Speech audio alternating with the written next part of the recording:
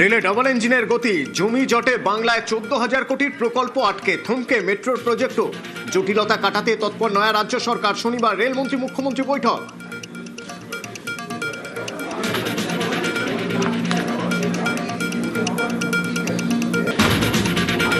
তাজপুরের বদলে এবার দাদন পাত্র বাড়ে গভীর সমুদ্র বন্দর। মন্দারমণির কাছে 1,700 একর জমিতে হবে ডিপ সি পোর্ট, ঘোষণা মুখ্যমন্ত্রীর।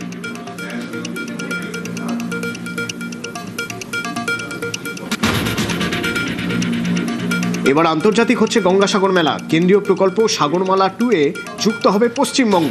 উপকূলীয় এলাকার উন্নয়নে জোর মুখ্যমন্ত্রীর।